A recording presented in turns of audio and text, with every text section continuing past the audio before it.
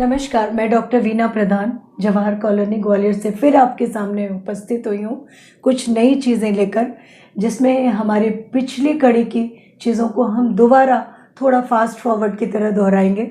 जैसे मैंने age factor बोला था, एज फैक्टर का हमें ये ध्यान देना पड़ेगा कि जैसे लेट मैरिजेस आजकल बहुत हो रही हैं 30 इयर्स के बाद, कभी 29 इयर्स में।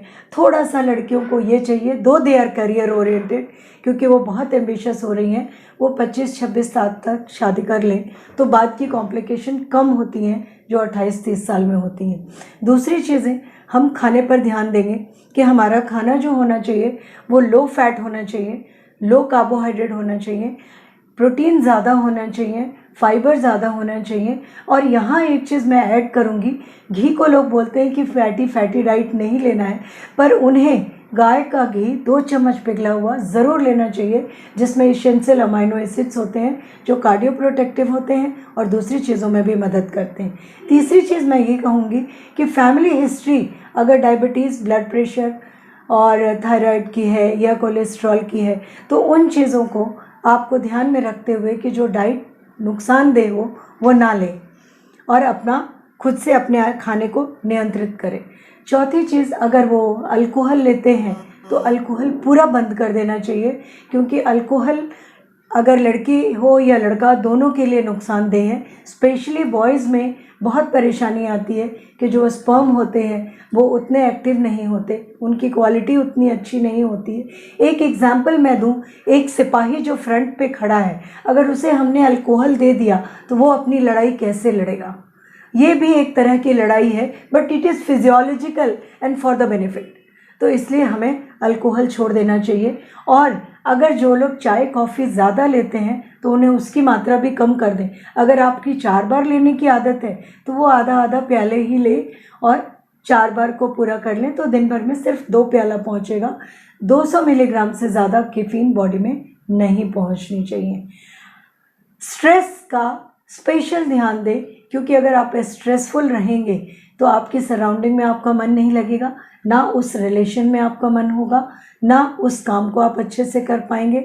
स्ट्रेस फ्री ज़िंदगी बहुत अच्छी होगी, सारी चीज़ों में आप आगे बढ़ेंगे और सिर्फ प्रेगनेंसी ही नहीं, आपकी ज़िंदगी के लिए भी बहुत फ़ायदेमंद है ये। तो स्ट्रेस फ्री रहिए। इसके लिए आप म्यूज़िक सुन सकते हैं, योगा कर सकते हैं, मेडिटेशन कर सकते हैं जो आपको स्ट्रेस फ्री बनाए। आपकी लाइफस्टाइल को आपको चेंज करना पड़ेगा। आज बच्चियों की आदत सी पड़ गई है कि पूरी रात जगते हैं, फिर सुबह देर से उठते हैं, नाश्ता किया ना किया, चल दिए ड्यूटी पे। पर नाश्ता बिल्कुल अच्छा होना चाहिए। पुराने लोग कहते थे, वो जुमला मैं फिर आपको सुनाऊंगी, कि नाश्ता एक राजा की तरह होना चाहिए, दिन का खाना हल्का और रात का खाना भिखारियों की तरह, मीन्स बहुत लिमिटेड, क्योंकि रात में हम कोई काम नहीं करते, खाना खा करके सो जाते हैं। ये चीज़ें ध्यान में रखते हुए हमें एक और ध्यान जो सबसे ज़रूरी है प्रेगनेंसी के लिए, कि देखा गया है कि अनप्लान्ड प्रेगनेंसी अभी भी हमारे इंडिया में बहुत लोगों को, करीबन 60 से 70% लोगों को होती है।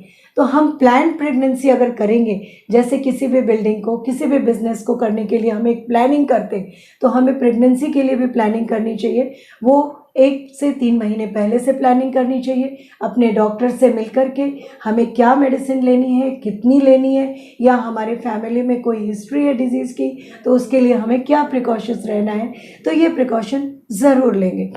डाइट का बार बार मैं कहती हूँ कि हाई प्रोटीन डाइट लेंगे। अगर जिनकी सुविधा है तो वो बादाम, अखरोट ये ले लें, जिनसे उनका वो पूरा हो जाएगा। और जिनकी सुविधा नहीं है तो वो मिल्क प्रोटीन से पूरा करें, पनीर से पूरा करें, दाल से पूरा करें। जो अंडा खा सकते हैं वो एग वाइट से पूरा करें। हाई प्रोटीन डाइट लें और अच्छे से रहें। अब एक चीज़ मैं बताऊं कि जब प्रेगनेंसी प्लान करते हैं और प्रेगनेंसी हो जाती है तो प्रायः लोगों को ऐसा देखा गया है कि उनके हाथ पैर गर्म होने लगते हैं। ये क्या होता है? एक वैसोडाइलेटर इफेक्ट होता है, जो हार्मोन हमारे बॉडी में बढ़ते हैं, जिससे नॉर्मल हमारा जो टेम्परेचर होता है, एक पर्सन जो प्रेग्नेंट नहीं है उनके टेम्परेचर से 1 या 2 डिग्री फ़ारेनहाइट ज़्यादा होता है। तो हमारे ये हाथ के तल जो तलहटियाँ हैं ये गर्म हो जाती हैं, या माथा थोड़ा गर्म हो जाता है, तो लोग बोलते हैं ये बुखार है, पर ये बुखार नहीं होता। ये नॉर्मल फिजियोलॉजी है, ये होता है हार्मोनल चेंजेस के कारण। तो वो हम ध्यान रखें। फिर हम ये ध्यान रखें कि अगर प्रेग्नेंट हैं और डेट हमारा मिस नहीं हुआ, सबसे पहले जो है वो हमारा डेट निकल जाता है, तभी हम समझते हैं कि हम प्रेग्नेंट हुए।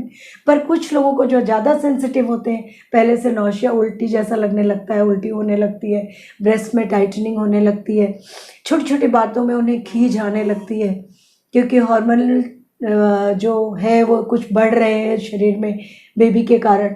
इसके कारण आप समझ सकते हो कि आप प्रेग्नेंट हो। कभी थकान आने लगती है, कभी थोड़े से चक्कर आने लगते हैं। ये कोई ऐसी चीज़ नहीं है जिसको आप अपने से मैनेज नहीं कर सकते हो।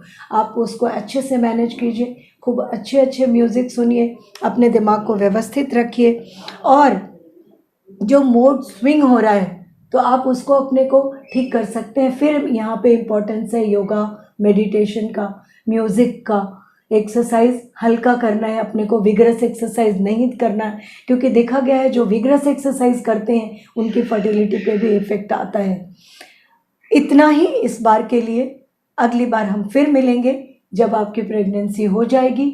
उसमें हमें आगे क्या करना है, उन चीज़ों को लेकर के सुविधा, साधन और तरीकों के साथ कि आपसे किस तरह मिले। हमारा वीडियो अगर ये पसंद आया, इसे लाइक करें, सब्सक्राइब करें। आपसे फिर मिलने की इच्छा लेकर के मैं विदा लेती हूँ।